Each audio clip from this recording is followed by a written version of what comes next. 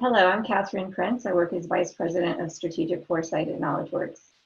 And I'm Jason Swanson. I work as the Director of Strategic Foresight here at KnowledgeWorks. And KnowledgeWorks is a national nonprofit organization that seeks to co-create the future of learning with our partners in schools and districts and communities around the United States. We're here today to talk about one of the posts from our Futures Thinking Now blog series. This post looked at ways of communicating the future to help people think about, in the context of COVID-19 and other disruptions, how we might convey effective images of the future to help people pursue the futures that they want. So, Jason, I'm curious from your perspective on why you think communicating the future is important. Yeah, absolutely. So as futurists, right, we have a really tall order.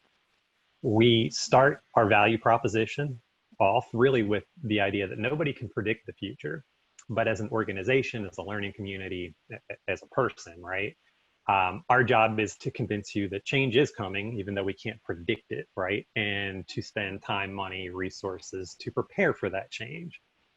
So communicating the future to me is like vitally important because we want to tell the story of possibility, right? So in a lot of ways, we're acting as that person that's gazing out that window and is telling folks about possibilities for those images on the horizon that exist outside of that window. So it becomes a really important tool to bring people along with this idea of framing change, preparing for change around outcomes that just might not happen, right? So it's the ultimate on-ramp for getting people to think in that mode. But what about you? Where do you see value in communicating these things? I think the communications dimension of around future possibilities is critical for helping people not just engage with the future as you described, but also then have the foundation to consider what they might do to create the future that they want. You know, so it's one thing to have an insight about the future, but if we can't convey it in a way that people can connect with, then it doesn't really ever get into that action space or that strategy space. Yeah, for sure, right? We want images that people can connect with and empathize with, or at least have an emotional reaction to, right? Mm-hmm. Yeah, even if it's a small one, it just takes a moment of seeing the world differently or seeing a possibility when didn't see before. It can shift perspective and help people question assumptions. Absolutely. So there's a lot of different ways of communicating the future. And when you pointed out that a lot of those are just everyday things that we don't necessarily even think about as futurist tools. Yeah, I mean, we come into contact with the ideas about the future all the time, right? So we think about stories, sci-fi, dystopian futures, video games, podcasts, you name it. Like we're surrounded by these ideas. But I think when we look within the context of a futurist's toolbox, there are some tried and true methods for communicating the future. Those would include things like scenarios and scenario planning, provocations of the future that would be almost shorter instances or scenario kernels. Certainly artifacts of the future, and we begin to look at things like design fiction and developing prototypes for things that just frankly don't exist. Even more immersive and experiential futures, I think, are all worthy tools and exist within the futurist toolbox. And I'm sure I'm forgetting things too, right?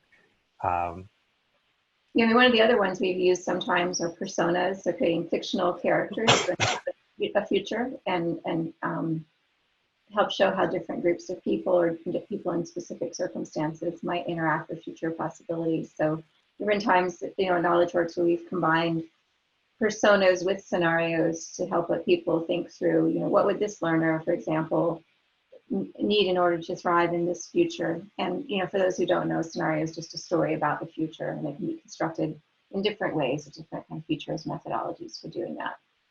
And so you've been involved with KnowledgeWorks and our exploration of the future much longer than I have. So we talked about sort of the catalog of futures tools to communicate the future. But looking back, KnowledgeWorks has been exploring the future of learning since 2006. So what are some of those tools that knowledge works has used to communicate the future. You talked about scenarios and personas, but certainly it's there's been a long history of thinking about the future and a lot of tools employed. Yeah, and even how we've used scenarios has varied over the years. So I think approximately 10 years ago, we put out the system level scenarios, learning system of 2025 to look at some big factors. And then, as you know, more recently, we've tended to use scenarios kind of in more granular ways when we're taking a deep dive into a specific aspect of or question about the future. So for example, scenarios for the future, what it will mean to be ready for life beyond the K through 12 years. So I think those can be useful in kind of to calibrate at different levels.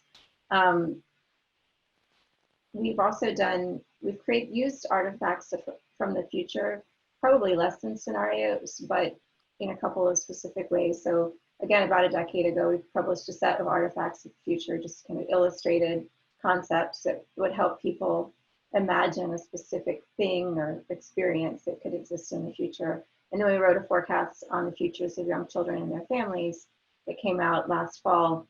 We illustrated that. So it was oriented, the future possibilities were presented as artifacts, and again, they were illustrated in order to help people imagine them. A lot of times it's easy to think about these kinds of things just being written or illustrated products that we publish, and we certainly do a lot of that, but sometimes the most powerful uses of them have been when we've created scenarios, personas, other tools for a particular context, trying to engage people in a room or through some other kind of process, and using those tools for sense making. Yeah, for sure. And so that was going to be my follow on, right? It's something I neglected when I said, what do we use? But also the why, right? So, why have we chosen to use certain things over other devices, right? And I think, the answer to that is pretty easy. I think we try to pick the tool or the medium that is going to be most useful, right? And speak to our readers and our audience. At least that's my take on it, for sure. And, there's also the constraint, the reality of things like page limit and engagement style, right? So not every workshop or engagement needs to be sort of like an experiential future, right? Some folks only have 2 hours to get into something and do processing, right? And so, that's kind of how I see it, but I'm curious to hear your thoughts on sort of the why. I agree. Like with most of our written projects, we don't start out knowing what form it will take. We know it might be a paper or it'll be a digital product or whatever, but whether it's scenario based or artifact based or provocation based, we find that as we're exploring the material. So I do think it's about kind of making the way of storytelling fit what we're finding out and what we're suggesting for the future. And then, sometimes in events too, we're not just bringing in future possibilities we've thought of, but we're bringing in techniques to help people tell their own stories about the future. And those can be really powerful. So helping people tell stories of breakthrough change based off some orientation to content that we've researched, or helping people storyboard kind of how they would get toward what they say they want for the future from what they are experiencing today. That generally those are different takes on using narrative to help us find ourselves in the future, so that we're not just imagining it out there, but we embody it with our own perspectives, our own values, and our own sense of agency. Absolutely. And one of the things I've always appreciated about that approach is it honors others, their lived perspective, their values about the future. And I think allows for sort of a co-creation of a future space where we can move into those spaces together, instead of like, well, here are our archetypes and this is what we think is going to happen and let's think about implication. But it humanizes it, it personalizes it, and I think it respects again the lived experience and the wants and needs of the folks that are involved in that process. Mm-hmm.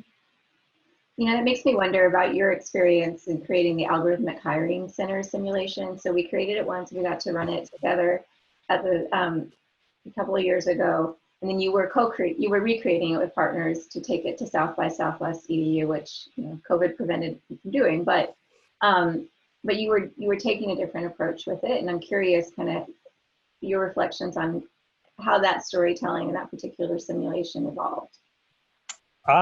So I think like anything, you ask deeper questions about what you want an experience to be with different iterations.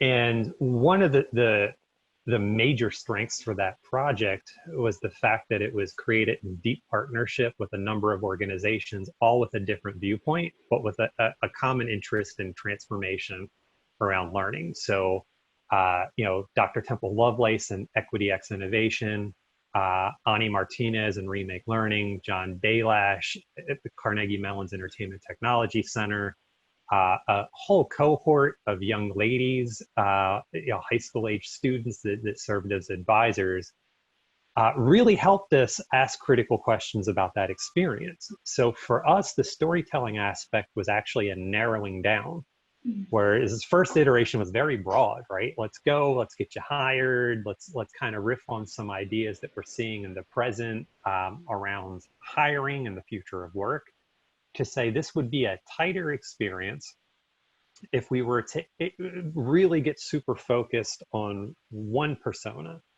right? So in this instance, looking at sort of the hiring and the career decision-making processes on behalf of multiply marginalized girls and what that looks like. So for us, this getting tighter in the storytelling, I think made us get tighter in sort of the experience, made the messaging and like the why of the experience a little bit more clear. And certainly for me, relying on the deep expertise of all the others involved help us tell a richer story. One day we'll be able to deploy it in a post-pandemic future. But it was valuable for me to tap into the experience and viewpoint of others, to make just a stronger ideas about what might be possible in the future. And whatever project we're working on, when we're creating a product, it's very collaborative. Sometimes just within KnowledgeWorks, within a foresight team, and then with consultation across the organization, and other times more broadly. But I think that's a really important dimension of how we approach creating future images. It's not one person's perspective. It can't ever be, because we all see partially. Well, for sure. And I think a key benefit to doing this work, right, is that it starts with humility, and that none of us know. None of us know the long-term future. I only have my perspective and the evidence that I could find out in this moment, for which I could make assumptions about how that might play out in the next 10, 20, 30 years. And because of that, to me, the future becomes a sacred space, because we can engage in sort of what I would consider loose or dangerous talk, right? Because it's assumptive. And that, to get, I think, the most mileage out of those assumptions, right? And to really play in this uncertain space, you have to have a diversity of viewpoints. You have to, whether it's internal or external, to really get useful, nuanced views of the future, to check our own assumptions and biases about what might be possible to grow as human beings, right? And, there are very few places like that where we can start off with like, I just don't know. What do you think? Right. And to me, that creates almost like a sacred space around the future, is that we can not know together, and that's totally cool. And in fact, that's almost desirable. Yeah, and it's also, for me, a very creative space, partly because there is that just lack of expertise. We often make it up together based on evidence, but it's once we're working from the stories we can tell today about the future, it's a place to play and to imagine, and I think that's one of the exciting parts of exploring the future and being able to communicate stories about it. For sure. To me, it is this lovely synergy between social science and art. And you have to have these two married in a very deep way. Otherwise, like, what's the utility, right? It's got to be grounded an near exhaustive research, right? That has methodological underpinnings, yet at the same time, you need that creative thought to jump off from there and create these images that are compelling to someone, right? Somebody's got to like them, or somebody's got to be interested in not only what you say, but how you say it. And I think that that is one of the untold skill sets for futures is how do you make these stories beautiful and compelling. And a part of it for me is of course the words or the specific pictures or the experience saying a future possibility, but also the visual design that surrounds it. It's always been personally important to me to kind of create beautiful foresights because it for me that helps get into whatever the ideas are. Oh, certainly. And that is one of the things that before I worked for KnowledgeWorks drove me to really look deeply at the work being done here. Specifically, the Forecast 3.0 map of the future of learning, that infographic was hugely compelling. It was beautiful, it was readable, prescient, right? But it went, oh, hey, like, what is this thing? This is a really useful tool to communicate this and to spark interest to go deeper.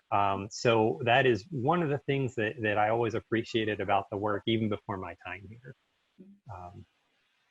So we've been alluding to some of what we think make for good images of the future, but you have other reflections on that question?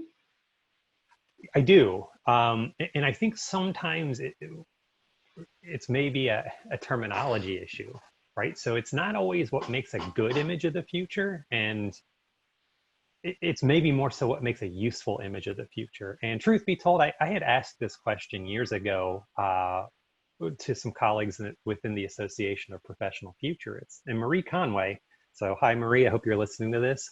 She reframed it. She goes, maybe it's not good, maybe it's useful. Because we look at good and we look at sort of the articulation of the creative side of futures, we all have different styles we're attracted to. So somebody might be more of an eloquent writer, right? Where there's certain design sensibilities that speak to us, that draw us in. And at the end of the day, it might not be like, hey, I really like how that was written, but the material's compelling enough to incent action. Now, that action, there's a lot of things that might constitute impact and action. It could be it drew me in, and I'm asking more critical or better questions about the future. To I'm going to plan for these things, or maybe there's something here that we need to steer towards and begin to create. But to me, it's maybe reframing to those images that have allowed me to do something. And I think that framing them as useful maybe is a place to start. Now, a good image will invite you in, right? And I think that if we look at dystopian images of the future, like within the field, a lot of people have a lot to say about dystopian images. They're easy, they're lazy futures or whatever, and it's really easy to create a dystopian image. Yet, if I look at my own orientation towards the future, it began with dystopian images. As a kid, looking at things that gave me nightmares that I wanted to avoid. It's kind of like pop futures in a way. I don't think those are any less useful because it got me interested in the future, right? It gave me a viewpoint for which I can critique other images. So are those good? I don't know, maybe not. Are they useful? Yeah, absolutely. So, but what about you? How would you define a good image or even a useful image?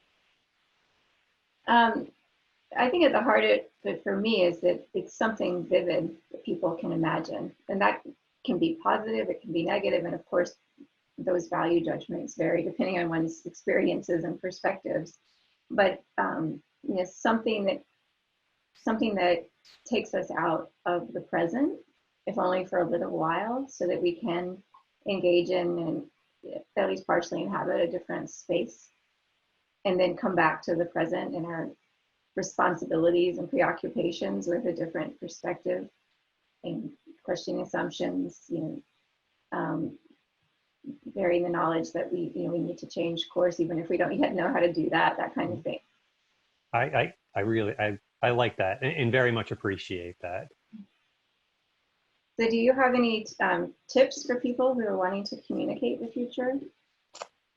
Yeah, absolutely. So I'll leave folks with one tip that was greatly influenced by Stuart Candy and something he said. And that is to inject a bit of the mundane into our ideas of the future, right? Because a lot of times we're like flying car, AI that's going to do all the work, all these things, but the past and our present reality point towards the fact that is not all whiz bang all the time, right? So if we're looking at futures that get people to think, that are ones we can empathize with, we need to think about like what's just the boring stuff that's going to happen in 2040, right? What are people worried about? It's not just this massive change that everybody all of a sudden is shaking things up and has transformed things in one way or the other. But like, how do we inject that sort of everyday nuance, right? Like, what are those constants that are going to be leveraged out into the future? What are people worried about? How do they do the boring stuff? And so I would like to see more of that. And I think that they will create more nuanced scenario and open up sort of the doors to have almost like a plurality of the future in a future. Mm-hmm. Yeah, I'm hearing it's a really humanizing perspective and really think about people's lived experiences of the future. Mm-hmm. Mm-hmm. Yeah, and for me, I think it's really important in the future to find ways to connect with people's current context. So, I mean, usually someone working with strategic foresight has an audience, whether it's a client in an organization or in our case, education stakeholders, broadly defined. So, if an image of the future is too far outside a person's frame of reference or doesn't have the bridges to that frame of reference, then it isn't useful. It's to help cause people to freeze or ignore it and say it's just not practicable. So find a way to be provocative while also building those bridges feels really important to me. Yeah, I think that that's totally useful, right? Humanize it, see yourself in it, create those bridges.